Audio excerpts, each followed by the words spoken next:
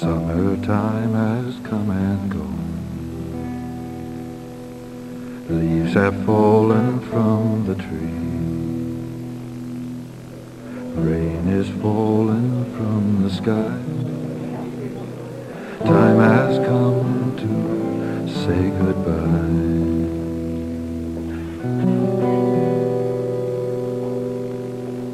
So goodbye, Derroll, goodbye, friend. This is where the trail ends. You ride on, I'll stay behind. With you always on my mind.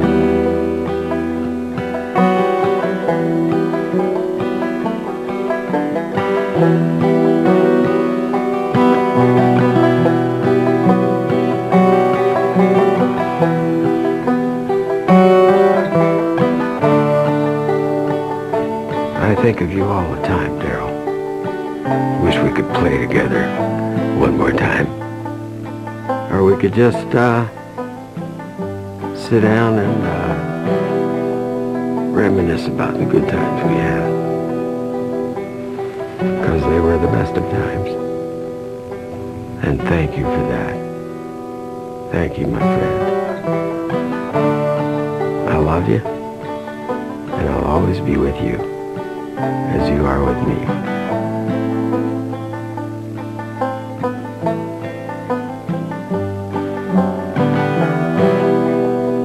That evening, even before the concert, I got this call from Danny telling that Derroll was going to die. Jesus Christ. The concert took place because we discussed it, Rolly, Tucker and I. And we said the circle can't be unbroken. So we did the gig. It was one of the greatest gigs I ever saw in my whole life. Sorry. Cowboy hat, cowboy boots, denim jacket full of Mexican cheroots. How that man can sing, I've got trouble on my mind.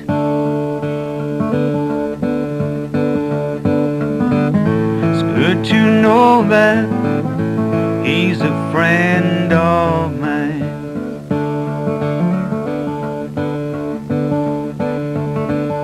He came to Paris from Portland town, carrying a banjo, playing around. But how that man can sing, I've got trouble on my mind.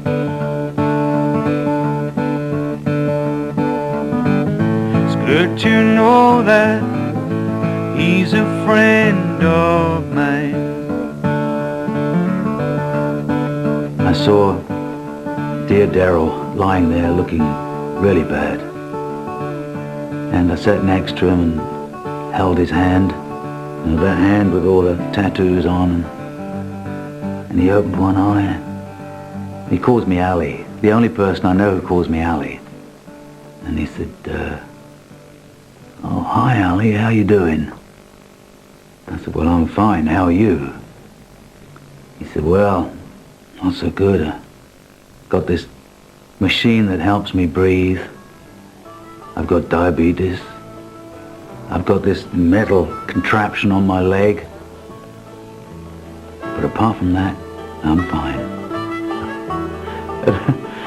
And that's typical Derroll, you know, to come out with that little sparkle in his eye, you know. Well, yeah, it's all going wrong, but I'm okay. I won't have no kids no more. I won't have no kids no more. No, I won't. No, I won't. No, I won't. I was born in Portland town. I was born in Portland town. Yes, I was. Yes, I was. Yes, I was.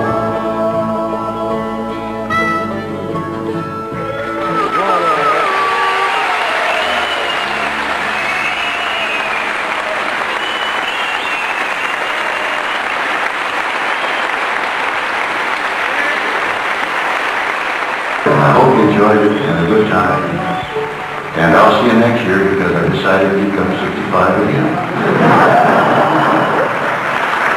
And I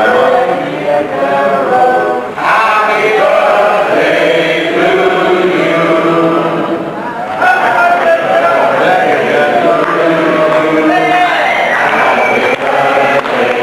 Et moi, les gens qui se lèvent à la fin pour lui chanter joyeux anniversaire, rien de préparé, mais tout le monde en pleure, c'était monstrueux, quoi. Alors les relations humaines qu'on peut avoir avec cet homme-là, à partir du moment où il vous prend avec lui, moi il m'a adopté le mot peut-être fort, mais en tout cas c'est le sentiment que j'avais moi, ça vous apporte tout, parce que c'est pas que de la musique, c'est pas que des notes, c'est pas que des techniques, c'est une façon de voir le monde. Maintenant c'est le sentiment d'être orphelin, c'est un peu difficile de pas se dire, même si je le voyais pas aussi souvent que j'aurais voulu, je me disais toujours, ah ben je peux y aller, que ce soit pour la musique, que ce soit pour... je peux aller, je sais que je peux aller. Et maintenant non. Et ça c'est difficile, ça manque. Une espèce de sécurité, de personnes qui planent et qui vous entourent de chaleur et d'amour.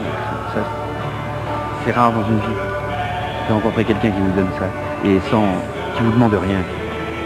Qui vous donne.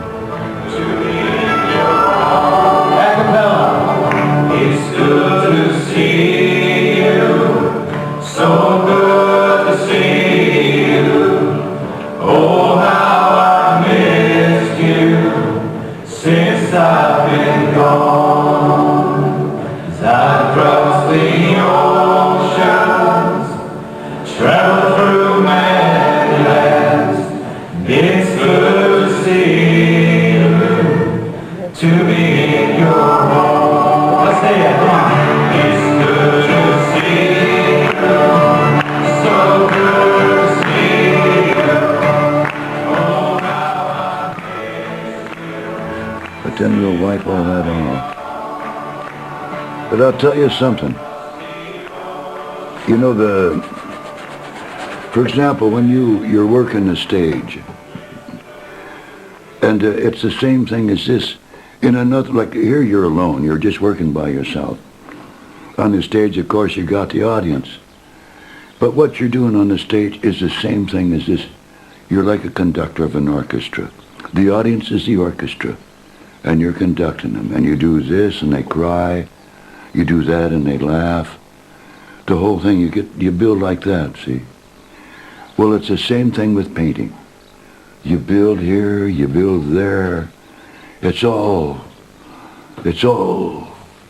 living and dying and breathing, but this, it's the same thing to me. It's the same thing to me.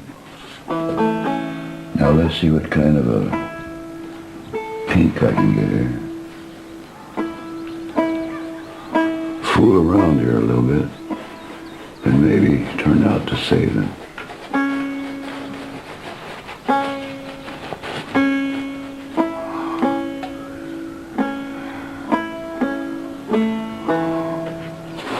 Beautiful face.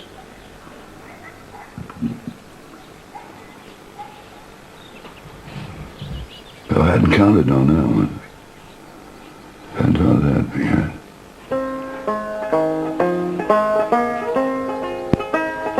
I was born in Portland town, up there in Oregon country. I've been kicking around since 1925, and I ended up here in Antwerp, Belgium. And it's a long story how I got here, but here I am.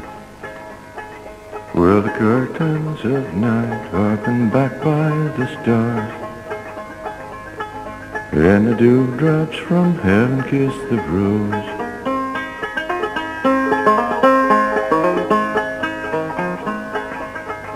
I remember your love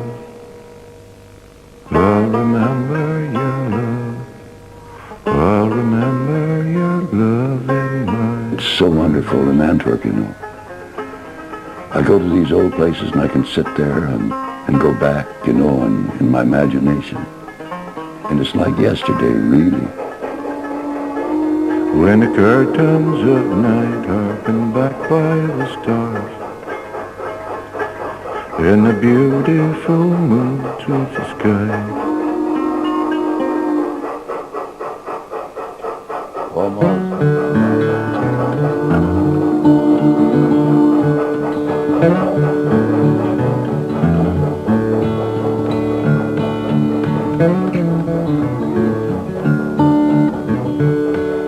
I was born in Dixie in the boomer shed, just a little shanty by the railroad track.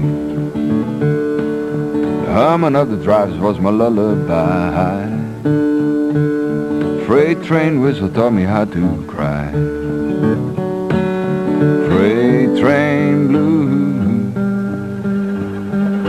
you got 'em in the middle of my rambling shoes.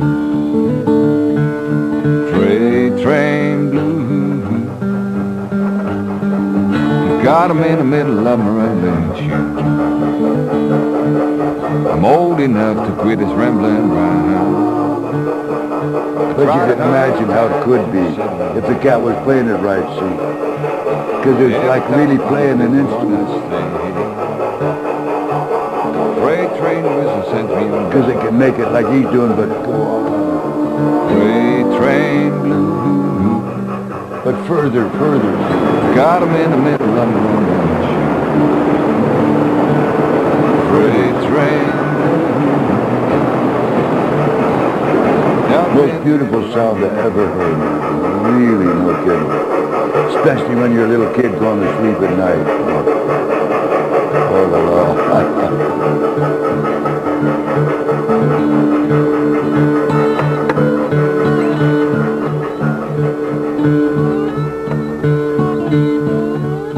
How fast it all goes. Because I think of my mother, my grandmother, my dad, all those times and people, and I realize they're all dead. D-E-A-D. Skeletons laying in the damn box somewhere. They're all dead. They exist in my memory.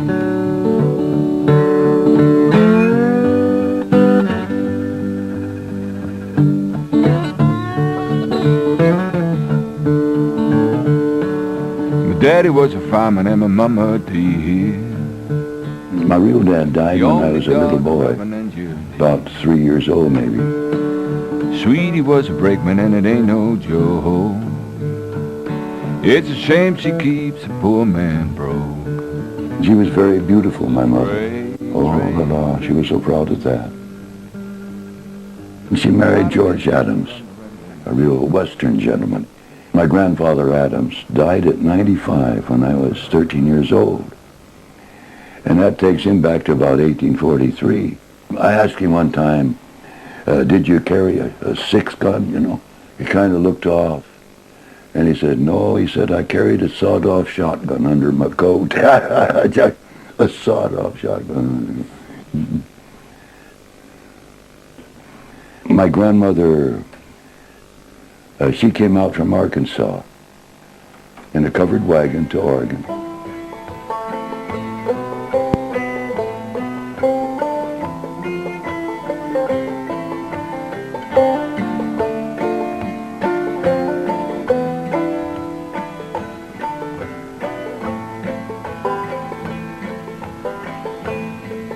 They crossed the Atlantic Ocean, the boats were made of wood. They landed on the eastern shore and saw the land was good. Most of them settled down. The others pushed on across the Appalachians into the wilderness. Some in wagons, some on foot, with horses for the rest. Most of them settled down.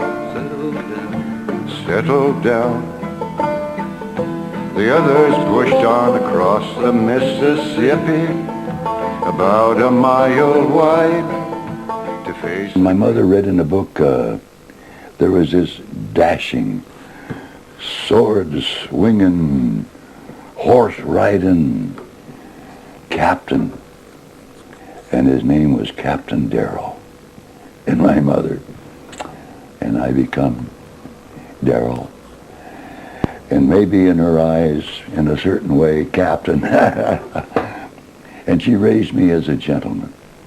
That was her ideals.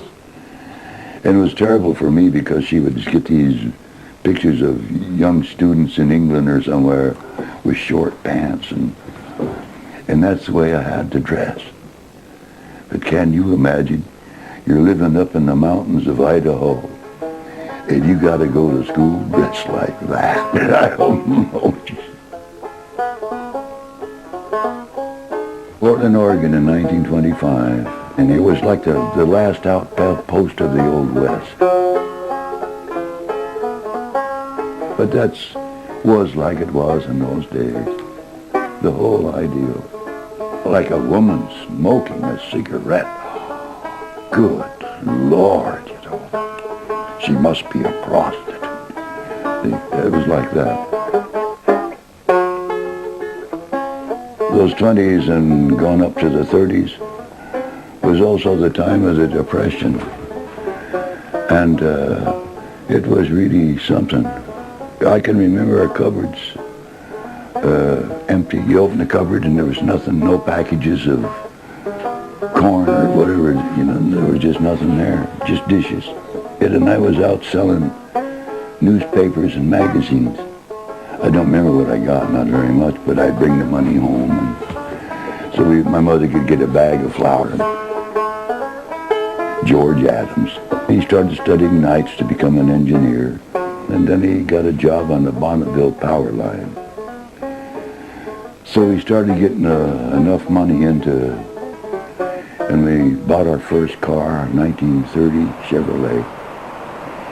And we started traveling from the town to town along the Bonneville power line, and then it went on from there.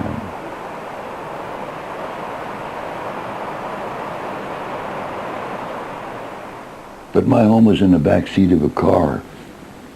The most we ever moved, as far as I remember, was 17 times in 1 year.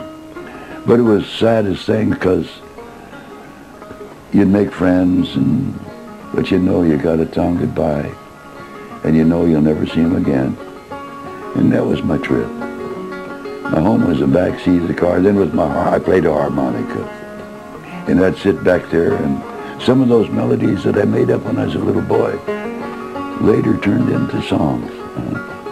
But they'd always be very sad because tears are dripping and the sad melodies on the harmonica. Yeah. There's a time when the past is past, filled with things that never last, you know.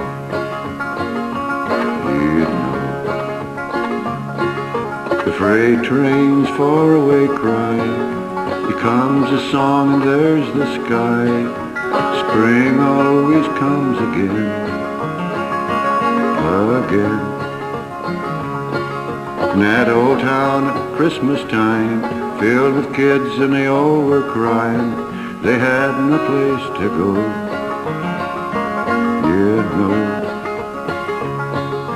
Even now I stop to hear the big freight truck shifting gears.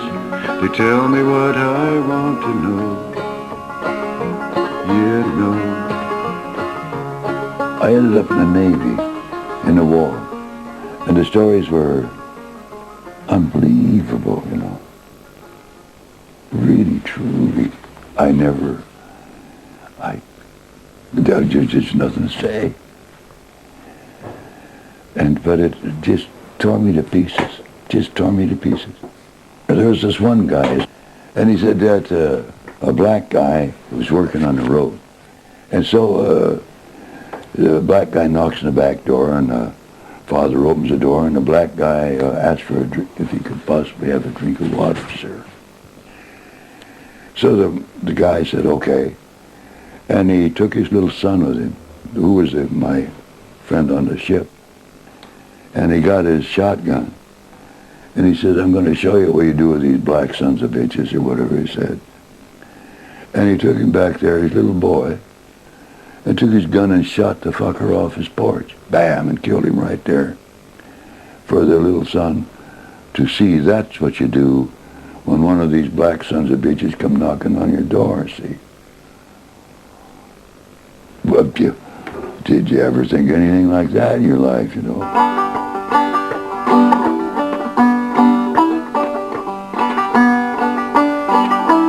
And when I was in the Navy, I never thought of becoming an artist or a painter. My mother was on that kind of thing. But then all I could think about, when I get out of here, all I want to do is just paint. So that's why I went to art school.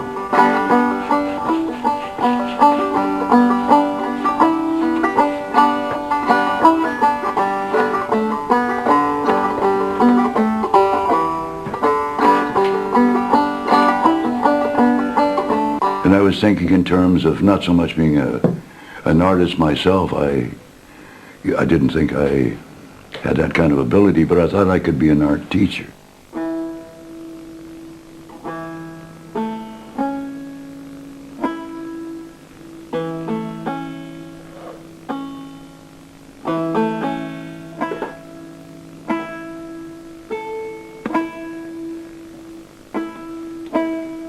I was in the Navy. Then I found out about the 5-string banjo.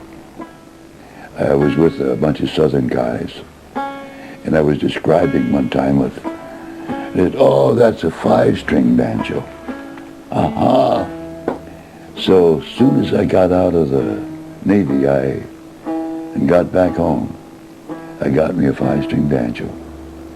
My mother bought it for me for my birthday, November 27, 1945. And I'd figured out kind of a way to play it myself and sort of vaguely getting that kind of 5-string banjo lick. And up in Oregon, there's not so many banjo pickers around. And Pete shows up and they have a party after his show. And I come to the party and I had my little banjo with me and you asked if you could play it. And I said, yeah, he's all thrilled. And I give him a banjo and you asked if you could change tuning. He said, yeah, go ahead. And I wondered what kind of tuning I was in anyway. I didn't know. I didn't have a clue. And you put it in G tuning. And then you showed me the basic lick, the clung, clung, clung. And I put the banjo under my coat and I left the party a little bit after that. Went home and sat down and I memorized all the sounds of the strings to get that G chord. And I got it so I could put it out of tune and get it back in. Oh, you women who want to be free, take a little tip from me. With workers must unite. Like Mother Jones, move them bones to the front of every fight. Oh, you can't scare me, I'm sticking to the Union. Then when I started art school, the Henry Wallace Progressive Party thing started. And what he was saying, racial equality, a decent deal for the working man, you know, the same old stories. And of course, we all leaped into that, and then Pete Seeger's there, he comes, and... It was one of the small colleges that would not mind my radical reputation. The big colleges would keep me out. And the state colleges were very scared of the American Legion and other conservative organizations that would picket. So, and sometimes when I was at a college, there would be a picket line outside. Seeger's Khrushchev's Songbird. Don't attend this concert. All they did was get me more publicity. It didn't work. So it was not unexpected when Woody and Guthrie and I were not able to sing on the radio. One of the newspapers said, oh, commie folk singers try to infiltrate radio. And that was the last job we got. So we knew the blacklist way back in 1941 and 42. McCarthyism is a term that's given to a whole period of U.S. history, like the late 40s, early 50s. This is when people got fired from jobs if they were not willing to sign a piece of paper, I am not a communist. And a lot of people had their lives ruined. So in spite of the nice United States Constitution, United States has done some terrible things and still does some terrible things. It was a shameful period because we once had a proud tradition of being able to speak your mind. It did save America from the worst.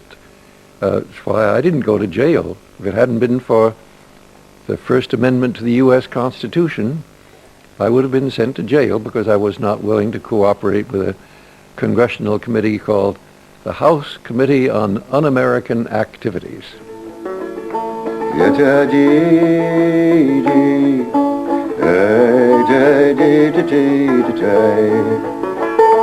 You can go and leave me if you wish to, oh baby. Never pay no mind way down in Columbus, Georgia. I have what is on my mind.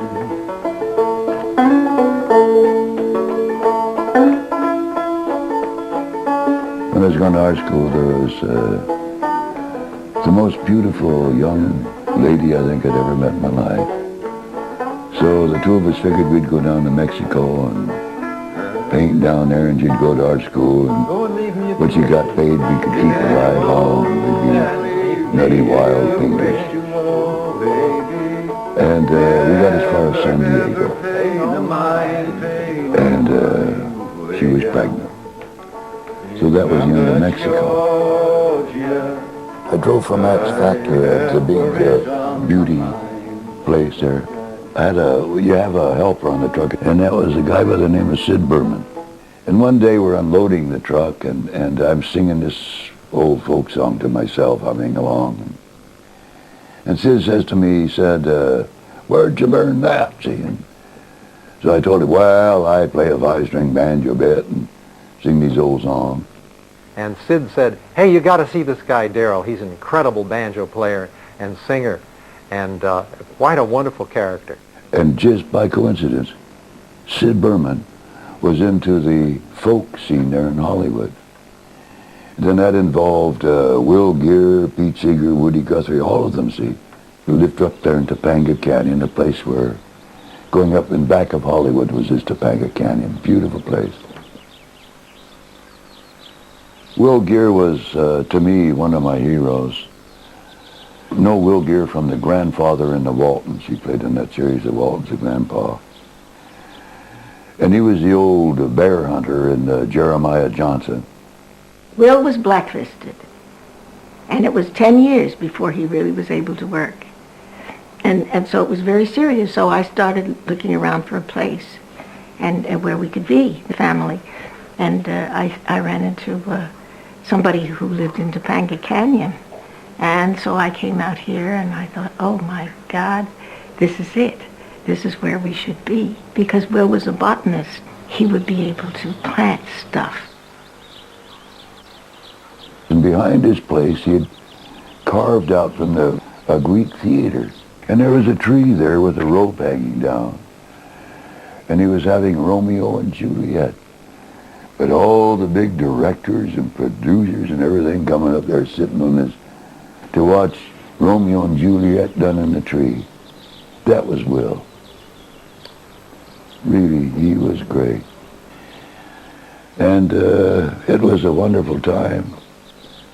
And then Pete Seeger and Woody, of course.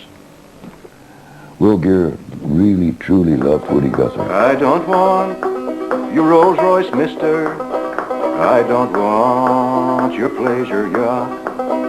All I want is food for my babies. Gift to me, my old John back. We work to build this country, mister, while you enjoyed a life of ease. You've stolen all that we built, mister. Now our babies starve and freeze. I don't want your millions, mister. I don't want your diamond ring. All I want is the right to live, mister, tell you, if you're from, say, my territory, you'd see many Woody Guthries in a sense. Guys that are on the road going farm laborers. They're farm laborers, and they go where the farm industry is going at the time. Potatoes one time of the year, and grapes another time of the year, and cotton another time of the year. They're moving around, see. And Woody was one of those. He was the voice of those people. My father also was one of these persons who had a deep respect for what's true and what's right. That's what led him to write the songs that he did and take the stands that he did about things. And it's not any different than Derroll. I mean, these guys are like what we would say peas from the same pod, you know. They both have that look in the eye of that can be very soft and very easygoing, but at the same time,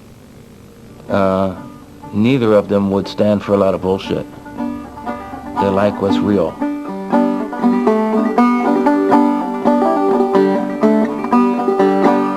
Good morning, Captain. Good morning, son. That's the first song that I ever did, well, Jack and I ever did together. This guy, Jack Elliott, Ramblin' Jack Elliott, came out from New York. And he was an old buddy of Woody's. He had traveled around with Woody. But Frank Hamilton and different ones come knocking on my door, and I must get up to Topanga to see this guy from New York, a guitar player, la. I heard stories about Derroll Adams, the great Derroll Adams, the mysterious Derroll Adams, the old man of the mountains, lived in a cave. All summer long I heard these stories about Derroll Adams. And I was introduced to Jack, you know, I had nothing to do. They insisted, we got to get up on the stage together. I'd never heard him, I didn't know what he did, nothing. I recognized him immediately just from stories. I walked up, I said, "You're Derroll Adams." He says, "Yup." I said, "You have your banjo with you?" "Nope." "Well, Bess Hawes has a banjo. Maybe we could borrow Bess's banjo. Would you play on Bess's banjo?"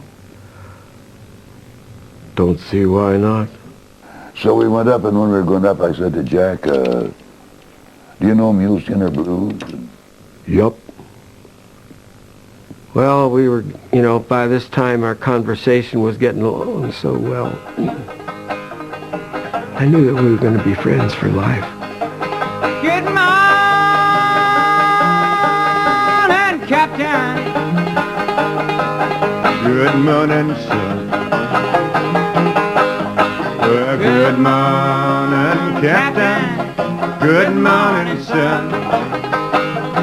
Do you need another mule skinner?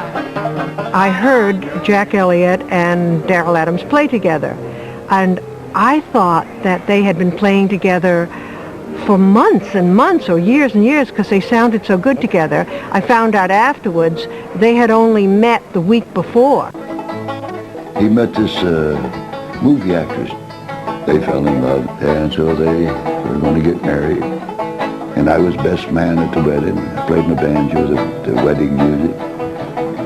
Derroll took the song "Rakin' a Rambling Boy" and he wrote some special words to it, with the idea being that he was going to change it slightly so that Jack was getting married, he now found him a pretty little wife, and he wasn't going to rake and ramble anymore. And now I found me a pretty little wife, love her dearer than I love my life. My mother said she's all. At that time, back in the 50s, it was one of the most, probably one of the most wonderful times I ever had. And these wonderful, beautiful people I met. And we talked about a lot of things, about the world situation, about what was going on at the time, because McCarthy was ruining the country at that time. And I was faced with the prospect of having to be drafted But I was a conscientious objector, and as a result, I shared this information with Derroll, who was very, very interested, because I believe in my heart that Derroll was a pacifist as well. His position was quite unique, because at the time the Korean War was being mentioned, but there wasn't any activist approach to pacifism as there was later when the Vietnam War broke out. So Derroll and I talked about this, and some days later he introduced a song. I think I was probably one of the first people to hear it. Send my children off to war. Send my children off to war. Yes, they did. Yes, they did. Yes, they did.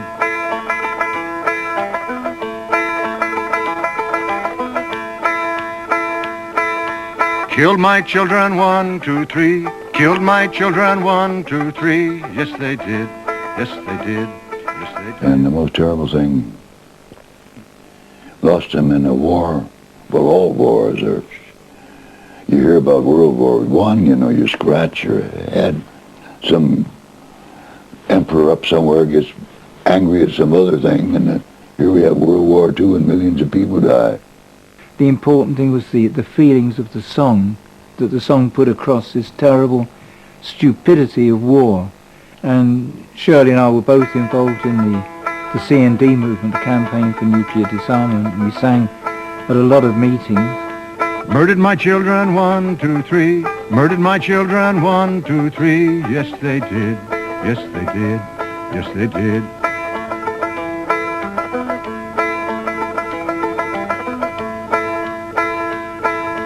I won't have no kids no more. I won't have no kids no more. No, I won't. No, I won't. No, I won't. But the thing is, I didn't know anything about all this kind of stuff, and you're supposed to copyright songs and all this. And I didn't, and the Kingston Trio claimed it. Their banjo picker, whatever his name was, claimed he'd written the song. So finally I got a letter. I went to a lawyer to find out and this guy, he made $50,000 or something on Portland Down.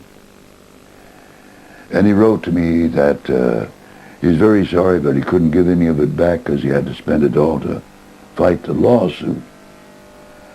And they stole the song. The business side of music is a very corrupt business. And Derroll never got what he deserved financially, because his generation, they didn't think about the business side of music. They didn't know about copyrights and protecting your songs and everything. So there were people who took advantage of Derroll, and he didn't get the money he deserved. My generation learnt from his generation to take care of things like that. When I grew up as a child, folk music was not a business. It wasn't an industry. You didn't make a living singing folk songs. You came home from your real job and you played music with your friends. That was folk songs. That's folk music. Later on, it became a business, and it's now part of like popular music. But the real tradition is that folk music, and the way that my father and guys like Pete Seeger and all of these guys think of it, is that folk music is the music that everybody plays. So now there's almost two different kinds of the folk tradition. One that's the traditional style, where you learn the tunes and you keep them the same and you hand them down. And the other is that you improvise and you play different things. And Derroll's done both of these things. He's learned songs from other people. He does not write down these tunes. He doesn't expect people to play them exactly the same. He's very much a contemporary American folk musician. My Dixie darling, listen to the song I sing. Beneath that silver moon, find you right in June. I love no one but you, heart's ever true, my Dixie darling, Dixie queen. Way down south the Mason-Dixie line, down where the honeysuckles are entwined, down where the southern winds are blowing, there's where the daisies growing. The girls of the north in the gay finery, whirling around so saty, singing a song, Dixie bowling, where I long to be.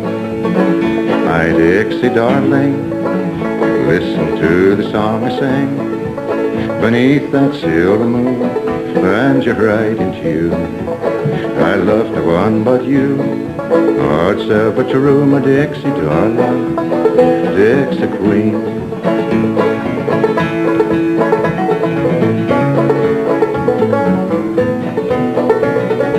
I'd gone to see a film, American in Paris. And it's a funny thing, I was sitting there watching that film, and suddenly I knew I was going to be there. I can't explain it, but I knew. And the next day I get a letter from Jack and June. They say if I'd come over and sing with Jack in the streets for 6 months, they'll pay my way. So I accepted. We had a whole life separate from Derroll, but yet there was something missing. Derroll was missing. I mean, it wasn't only Jack. I missed him too. And when we arrived in London, the train arrived, and I see Jack and June there, and there's a band playing and the whole thing, and I was, is this a welcoming thing? And I get off, and nobody's even, and here comes Big Bill Brucey. And Derroll got off, thin, looked well, no banjo. And we were a little concerned because we had pre-booked a first night in London for Jack and Derroll to make their debut together. And Derroll said, nope, no banjo. We managed to borrow one from somebody who we knew, and we went to that club and played together that night. Roll on, buddy, roll on. Roll on, buddy, roll on. You wouldn't roll so slow if you knew what I know. And that roll on, buddy, roll on. I was a teenager. I was 18. This was London in the late 50s. It was pretty gloomy in London in the 50s. I mean, the music scene, it was just beginning to explode with rock and roll, and the skiffle boom was happening, which had come out of the jazz clubs. And I was part of a crowd of alternative young kids looking for something different. I met wonderful people. And Jack and I singing in the streets like the old troubadours from the Moyen Age, the Middle Ages, you know, getting around. It was a lot of fun at first. The excitement of having Derroll there. Going to the clubs, going to the skiffle bars. We got a very good booking at a very fancy nightclub called the Blue Angel. Yeah, Jack and I did our first LP in London, the Ramblin' Boys, and it was quite a success. I was born in East Virginia, North Carolina, I did go. There I spied a poor young lady, and her name I did not know. I don't want your greenback dollar, I don't want your silver chain. All I want is your love, darling. Won't you take me back again? Derroll was approachable. Jack was an enigma. We couldn't really get close to Jack. But Derroll you could speak to, and he had an amazing influence on all of my generation. They introduced us to the music which we didn't really know about. We had this skiffle thing happening in London, which was kind of a very watered-down version of American folk tunes. But they had become something that they wanted to be, and it made us realize that you can be what you want. The younger generation were being a bit browbeaten and told you can't have ideas beyond your station, as it were.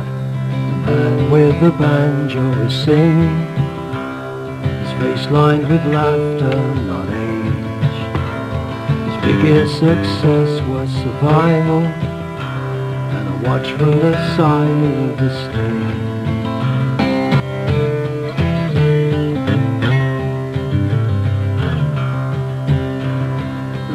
With the banjo is laughing, the sound of his voice I can hear. A lifetime of love and of wandering, I never have heard it so clear. Then we come on over to Paris, started kicking around in Paris. And it was kind of a pleasant life. We'd work a little bit in the evening. We went out one night, and Derroll got out of the car, and he went, "Man, I lost my banjo." And everybody went, "You lost your banjo?" And he was pretty drunk, and I was, "What do you mean, Derroll, you've lost your banjo?" "Man, I lost my banjo." And he kept repeating it, and he was practically crying. "Man, I lost my banjo. My banjo, that's like my wife, that's my life, that's my whole life. I lost my banjo." And something went like that in me, something snapped in me. And at that point, I guess all the feelings that I'd had all summer about not wanting to be the nag and the nanny and the wife of two guys, and I said, "That's it." And the next morning I said to Jack, "That's it." He said, no, but what are we going to do?" "I'll give Derroll half the money. He can have the money. He can do what he wants, but we're going on alone." I guess I've had 40 years of guilt over the situation. I did what I did at that moment out of frustration and anger and a feeling of helplessness. It was a terrible thing to do. It hurt Jack, it hurt Derroll, and I guess in a way it hurt me. Now I ain't got no home, I'm just rambling round. A hard-working rambling man, I go from town to town.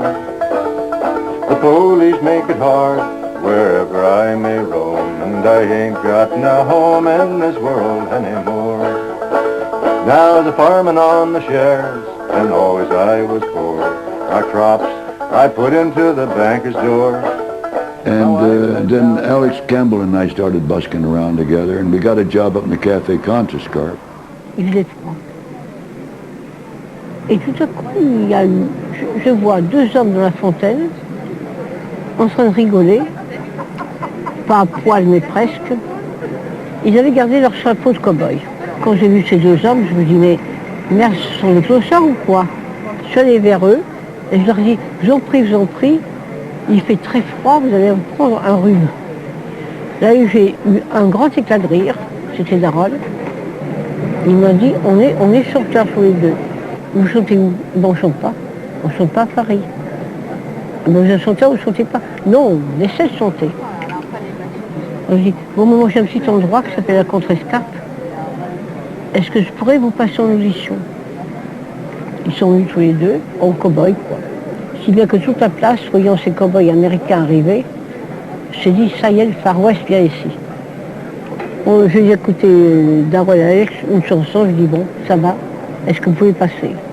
Et c'est comme ça qu'ils sont rentrés à la Contrescarpe, à une condition, ils voulaient une caisse de bière. Alors on a quand même longuement discuté sur la caisse de bière, et je dis, bon, mais après vous allez chanter. Alors Derroll a dit oui, pourquoi pas. Voilà. Je ne suis pas étonnée qu'il ait pris ce visage-là. Parce que lorsque j'ai connu Derroll, pour moi c'était étrangement, mais vraiment tout à fait étrangement. C'était un vieux sage. Je ne sais pas quel âge il avait. Mais Derroll, il avait toute une vie derrière. Comme s'il était porteur de beaucoup de choses derrière. Et il savait. Je ne sais pas s'il savait, mais il savait.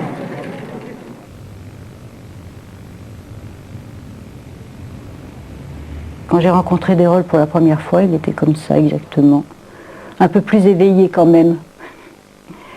Il jouait dans la rue à Saint-Germain-des-Prés. Après, je rencontrais souvent Derroll au Monaco. Je me rappelle que je faisais semblant d'aller acheter mon pain pour passer naturellement devant ce café. Finally, we are in love and we get married and we come to Belgium. Nous étions partis à Bruxelles ensemble parce qu'il y avait des grosses difficultés avec ma famille. She to be the decoratress for Butch, the high couture, the haute couture of Brussels. Et Derroll a dit qu'il allait travailler avec moi parce qu'il avait fait les beaux-arts et qu'il était très capable. Et c'était plus que vrai parce qu'il était parfaitement doué pour... En général, il faisait le côté sculptural et moi, je brodais, disons. My heart is like a flower for my love. that blooms as I hold her tenderly, but is planted deep in fear, just as heavy as the tear that whispers low, her love is not for me, my love is to rue. Oh, it is to rue and to pray that her love is mine. Brussels, 1958, Expo. We asked Derroll how he would feel about singing with Jack again, and he agreed. He was quite calm about it. He didn't seem to bear any grudge. And we did get together and sing together at the American Pavilion.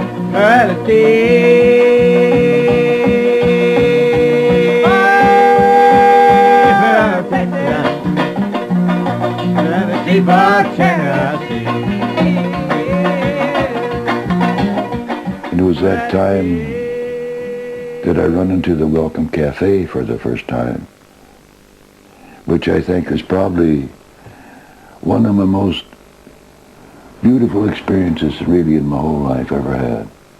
I've seen it in the Welkom when he's picked up his banjo and started to play, and there was all noise, the jukebox was going and people were talking, and he'd start playing the banjo and it would go like that, a hush, and everyone would listen to him. And that doesn't happen very often with people. He had something really special, you know. All kinds of musicians coming down and painters and name it, and they've been there one time from all over the world too. It was an amazing time. J'avais une quinzaine d'années à ce moment-là, j'étais en quête, et pour la première fois de ma vie, je voyais des vrais cow-boys. J'avais vu des cow-boys au cinéma, j'avais vu des cow-boys à l'Expo 58, mais là je voyais des vrais cow-boys qui n'étaient pas propres, qui étaient sales, et qui en plus buvaient comme des trous et jouaient de la musique. Et j'ai été tellement impressionné que pendant une semaine, j'ai raté pas mal de cours à l'école pour aller au Welkom et pour les voir. J'ai 16 ans et mes amis dont Guy m'emmènent au Welkom, et là on a commencé à connaître Derroll. Et directement moi j'étais très fasciné par ce personnage magique, parce que Derroll était un personnage magique. Mon père dit toujours, Derroll c'est un barde, c'est une sorte de François Villon du XXe siècle, et je crois qu'il avait raison. Je ne vais pas faire de Derroll un saint, parce que c'est certainement pas un saint, c'est un diable, mais un bon diable. En fait, Derroll, c'est lui qui nous a amené la philosophie beat à Bruxelles, parce que, quelque part, il était quand même lié aux gens, aux Américains du mouvement beatnik. Et il y avait cette dualité en lui. D'un côté, il était très fier d'être américain et d'appartenir à cette grande nation avec ses territoires sans fin, sa liberté, etc. Et de l'autre côté, il avait honte à cause du macartisme et à cause des mouvements, je dirais, d'extrême droite. Et il était antimilitaire, il était pacifiste. One time a young guy came in from Vietnam, and so we're talking, and he sees I'm American, and he looked me in the eyes with hate like I never seen before. And he looked me in the eyes and he smiled, the sweetest little smile. And he said, I killed my first American when I was 13. It's like, I suppose I tried to just blink with one eye, but I suppose I blinked with two. But I told him, well, that's too bad, because I could never shoot you. I could never shoot you or one of yours. Never. Brussels was, to me, a wonderful place. Still is. I love Brussels. And Welkom Café was sort of a summation of all of that. All of that, it came together there. And I think for anybody that spent time in the Welkom, they'll never forget it. That'll be one time in their life they'll always remember. C'était un peu la vie que je rêvais avec Derroll, c'est de n'avoir rien et d'aller partout. Et ces voyages étaient pour moi probablement les meilleurs temps que j'ai eus avec Derroll. Et en fait, je crois que c'est pour ça que j'ai été avec Derroll. Vincent est né au retour. Encore un moment heureux, quand même, mais il y en avait aussi à Bruxelles.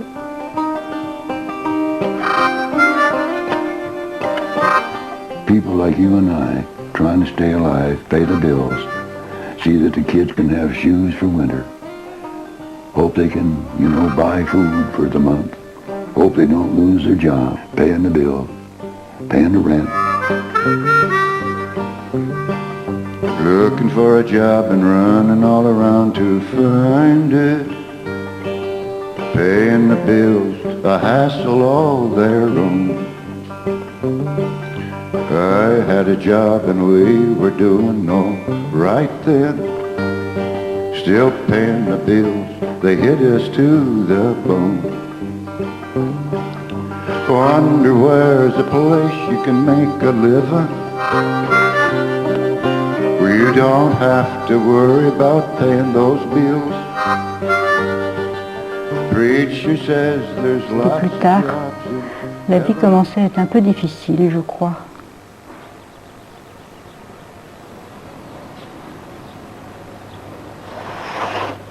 Celle-ci est vraiment impressionnante. Photo de Vincent et de son père, que je trouve très belle, mais très triste. Il y a beaucoup d'émotions. Peut-être elle annonce quelque chose de très douloureux à vivre, et pour Derroll et pour Vincent, puisque nous sommes séparés pas très longtemps après. A profound and beautiful sadness for the passage of old times. I hear the wind, the rain is falling, and through it all I hear time calling. The years go by like a silent cry. And there as a child my heart was thrilled with all the dreams that speak to me still. And now my heart feels sad. Memories too, so many bad. A profound and beautiful sadness for the passage of all times. I hear the wind and the rain is falling, and through it all J'ai rencontré Derroll en 1967 et au printemps, et j'avais pas encore 18 ans, et je l'ai rencontré au Welkom. Et je l'ai vu jouer, et dès que je l'ai entendu jouer, ben il a, comment on dit, il stole my heart, comme lui disait.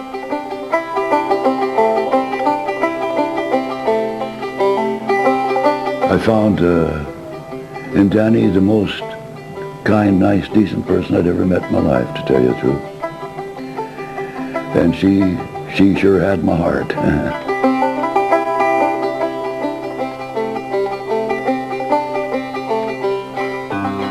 Et j'étais chez mon père, et alors j'ai dit, papa, je crois que j'ai trouvé l'homme de ma vie. Alors, mon père tout content, ah oui, c'est qui? Alors je disais, ben c'est un musicien. Ah oui, qu'est-ce qu'il joue comme musique? Eh ben il joue du banjo. Ah bon? Et où est-ce qu'il joue? Ben dans la rue. Ah bon? Et quel âge est-ce qu'il a? Oh, il doit avoir dans la quarantaine. Bon. Il n'est pas marié. Si, le papa il est marié. Il n'a pas d'enfant alors. Si, papa, il a des enfants. Alors je voyais son visage comme ça qui s'allongeait de plus en plus, et mon père, il était un peu... Et j'étais au lycée de Forêt, le premier jour de classe. Bon, après avoir vécu un été avec Derroll, un professeur présente tout ce qu'elle va nous donner comme cours, et puis je regarde cette dame, puis je dis, oh, c'est pas vrai. Elle va nous apprendre des tas de choses inutiles. Elle a même rien vécu. Moi, c'est terminé, mais c'était très clair pour moi, terminé. Moi, je vais vivre ma vie.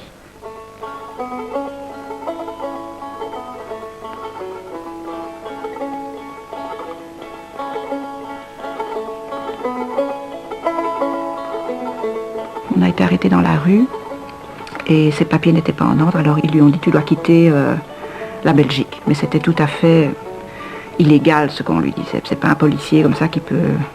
Et alors, il a eu peur, lui, de devoir rentrer aux États-Unis. Alors, on s'est dit, OK, on va remonter vers le nord, parce qu'on connaissait des amis, justement ce groupe de Danois à Copenhague. Et on s'est dit, on va monter jusqu'à Anvers. Et on est arrivé ici, et il y a plusieurs amis musiciens qui étaient très contents de le voir, dont Ferre Grignard qui a dit, mais viens dormir, enfin, il y a une chambre pour vous sans problème, restez chez nous tant que vous voulez. Et alors, de fil en aiguille, on est resté. Then Rebecca came in 1973 it was. We were so delighted. Our dreams had come true there. Wonderful little daughter. And she was, you know. There's a little cat go meow meow. Little cat go meow meow. Where's the rabbity? Where's the rabbity? Huh?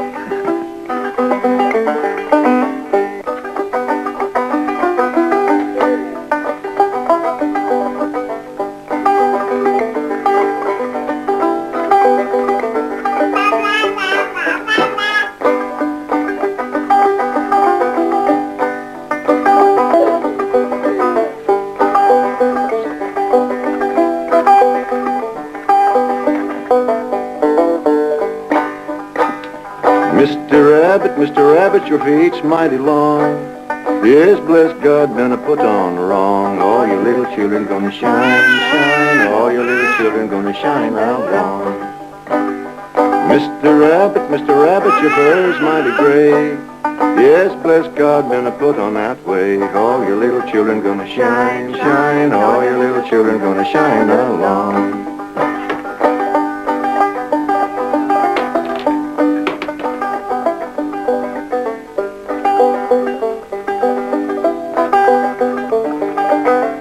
The period between 1970 and 1994 was probably his most productive. He played concerts all over Europe, made his best recordings. He played festivals in the UK, played festivals in Denmark, Germany, Switzerland. Now that was philosophical, but now this is the part. This is the part that can help you out. Dum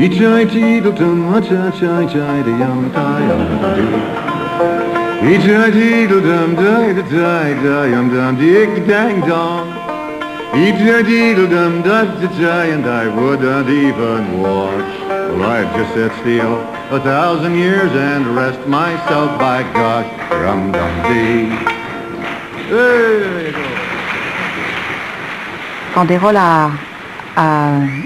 est monté sur la scène, il commençait à pleuvoir. Et quelques mois après, on a eu des nouvelles d'un chanteur irlandais qui s'appelle Patrick Ferryn, qui avait écrit une chanson pour Derroll, Derroll in the Rain. The rain fell on the people, but they never went away. In an open field in Cambridge, it was there I watched him play. He sang songs of his homeland, deep river valleys that he loved. Through the years, meeting them in different parts of Europe on tour, I got to really know him and shared a suitcase with him a few times and slept in the same bed with him a few times, you know. And then when he went back on the booze, he wasn't drinking at this time, he went back on the booze then. And I got drunk with him a few times, and drunk or sober, he'll always be my hero, you know. He was a wonderful, wonderful man.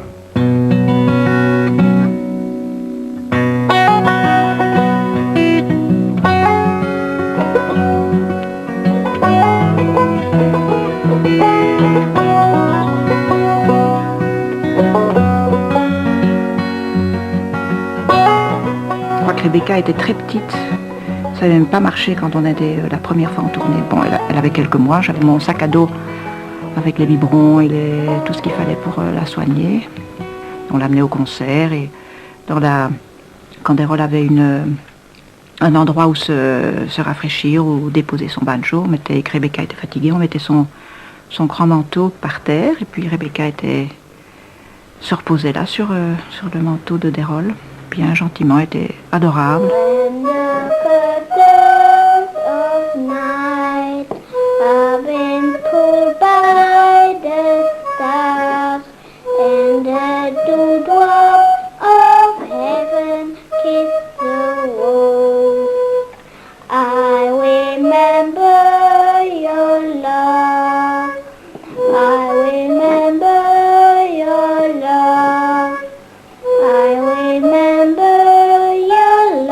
Quand je suis passée de l'autre côté de la Seine, j'ai appris énormément de choses et je ne savais pas que c'était aussi dur. Parce que je m'imaginais, comme tout le monde, hein, que c'était les vacances tout le temps, que c'était fantastique. Et puis je me suis rendu compte que tout était tellement précis, préparé, que il y avait c'était un métier très dur. Le côté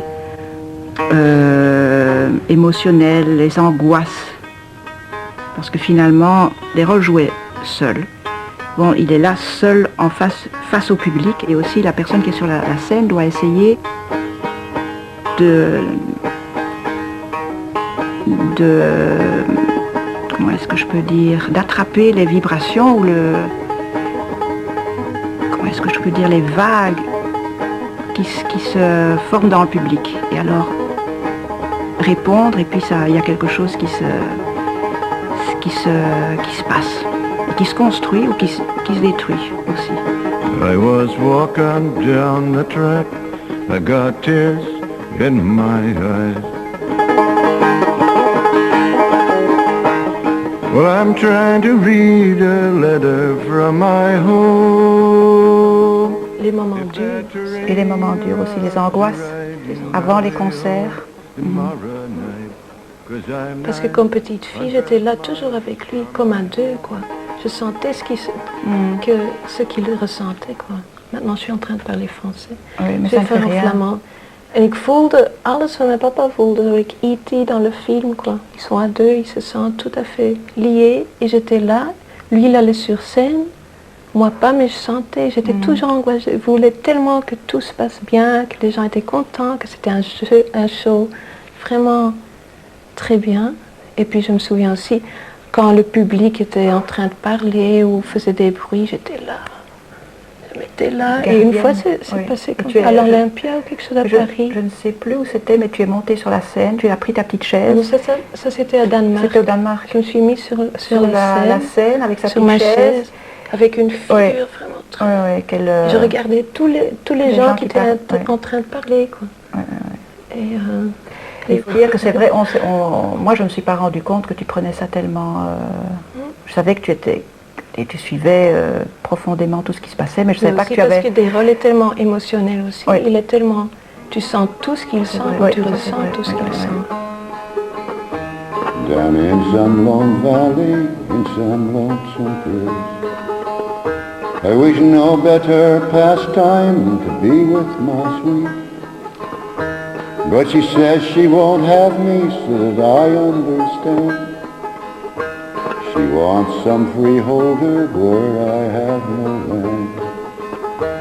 I cannot maintain her on silver and gold, nor buy her all the fine things that a big house can hold. So farewell, pretty Sarah, I bid you adieu. I'm going to wander this whole road through.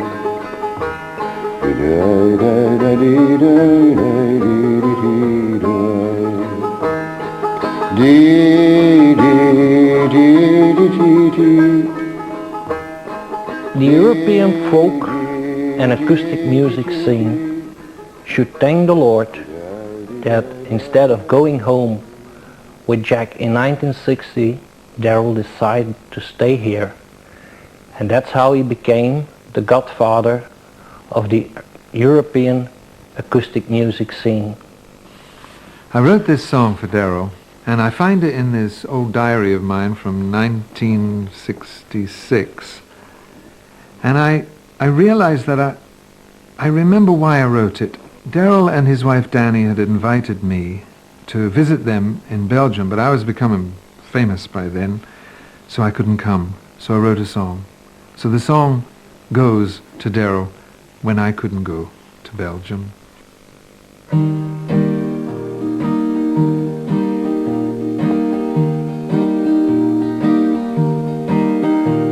Come all ye starry starfish, living in the deep blue sea.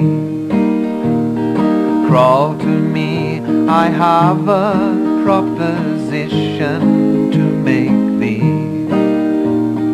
Would you walk the North Sea floor to Belgium from England?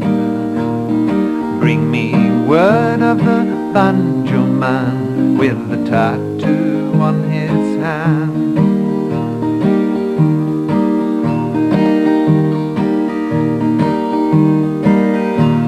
The spokesman of the starfish spoke as spokesman should. If and you met our feet, then certainly we would. Should you cast a looking glass upon the scalloped sand, you'll have word of this banjo man with the tattoo on his hand. By the time they arrive in London, many of my contemporaries are going to folk clubs, and we become aware of Derroll Adams. Derroll Adams, a strange figure with a cowboy hat and a denim jacket and cowboy boots and a banjo. But something was different. This wasn't Pete Seeger. This was different. In his lyrics and in his playing, he was informing us of this Buddhism, this spiritual change that could be made if we made our songs in a certain way. Roll on, don't you roll so slow. When them wheels don't turn, well, you roll no more. Okay, take the guitar. And kind of hum so I can follow you.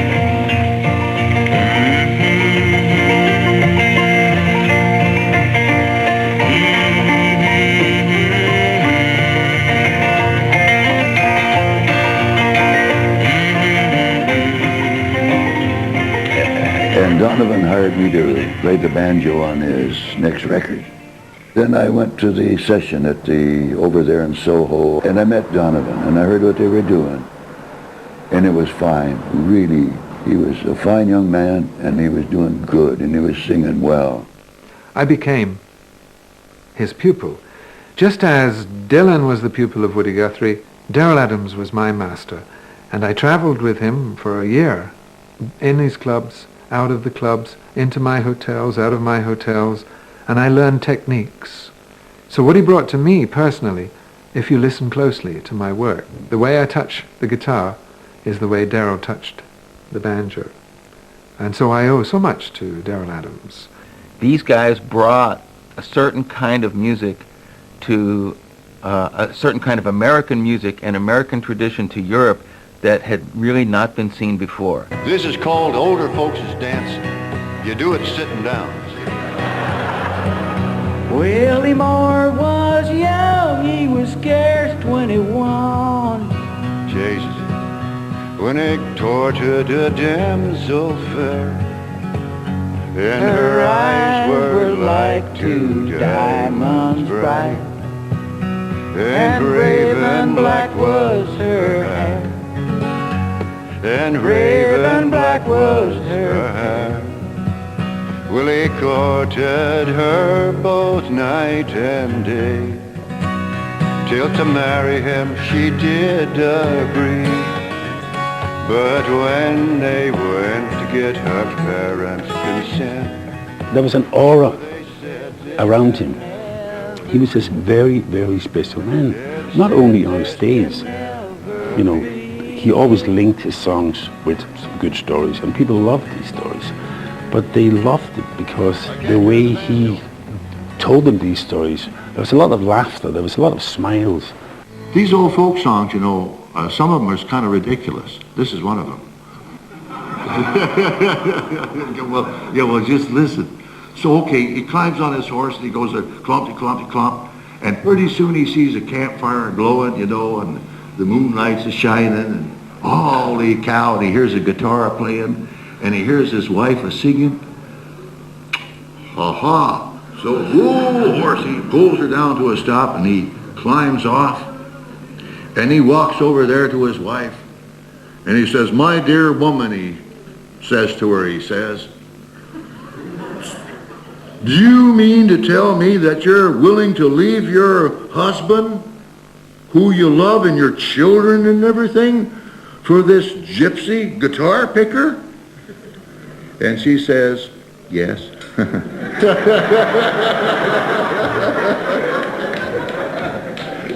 Well, that's the end of the story.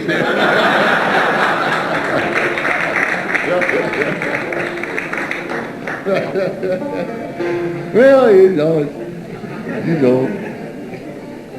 Yeah, now all I got to do is remember how the melody goes.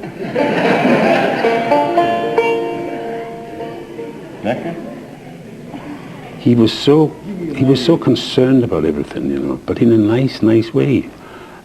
People were kind of dragged to him. It was some kind of wisdom that he had, that he wanted to give people, and they wanted to have it, you know. He was talking so nice to people. He was, as I said before, he was concerned about their well-being, you know. And he has this ability to make people feel very comfortable, and as if you always have known him, and there's always something to do with him, even if it's just to sit down and talk about nothing. That's sometimes much more important than knowing big things about a big world. But the ability to spend time with a human being and make them feel like you're important.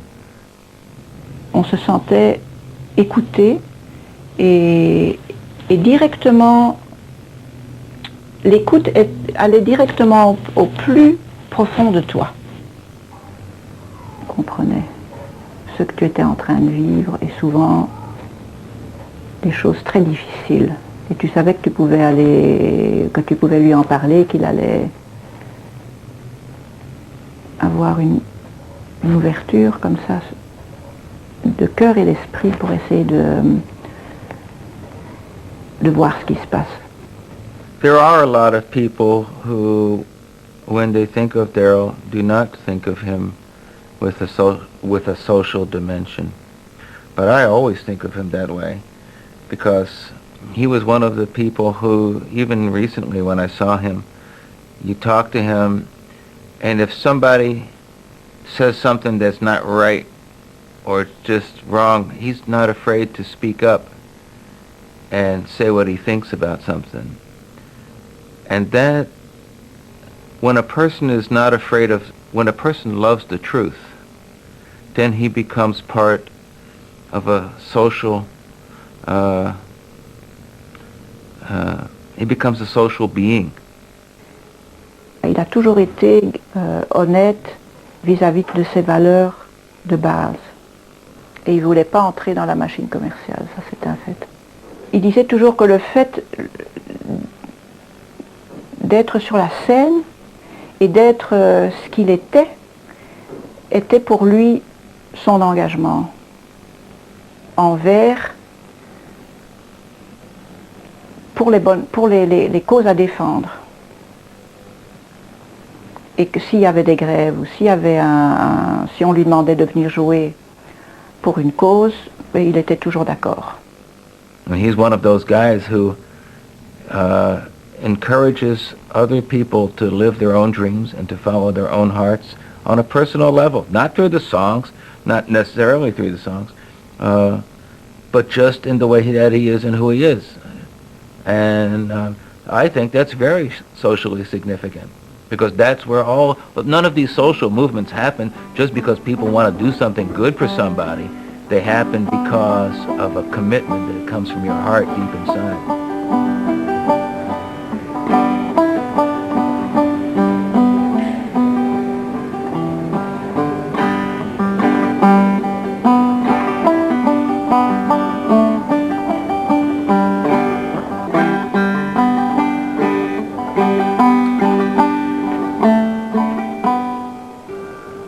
You know, all the years I've been here and moving around and going from country to country, Ireland, Italy, Spain, Germany, all the countries, and I didn't know the language, but I had my 5-string banjo, and we were just singing in the streets and passing the old hats, you know. And wherever I went, it was the same story. And that's what the banjo and me tell you, is that we're just two-legged, supposedly intelligent human beings from Africa, from South America, from wherever.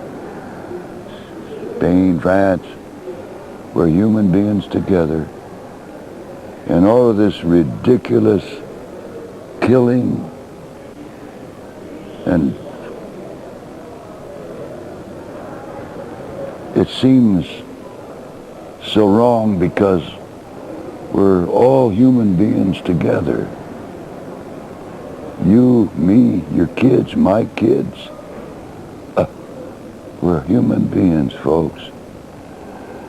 And we can't go on killing each other like this. We gotta be as we are. Truly are, see? Human beings together. That's how I feel. And that's how my banjo feels too. Peace, friendship, honesty, the human decency of a human being. That's possible. Children's hopes are like green tree leaves. They soon fade and tumble down, to come to rest in that lonesome valley, where they never can again be found.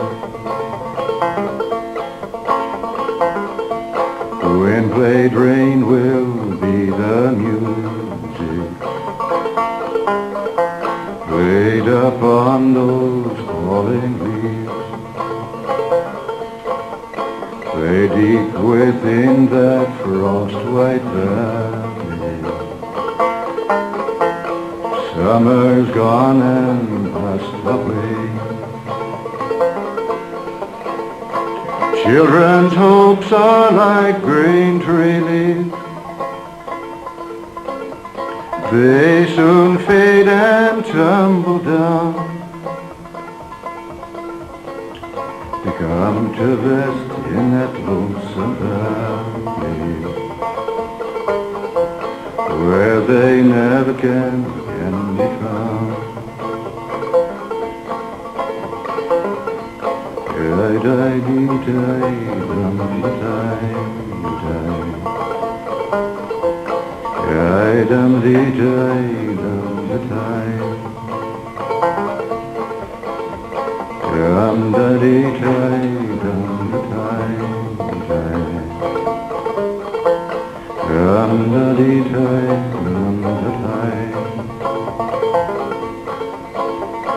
Children's hopes are like green tree leaves. They soon fade and tumble down, to come to rest in that lonesome valley, where they never can again be found.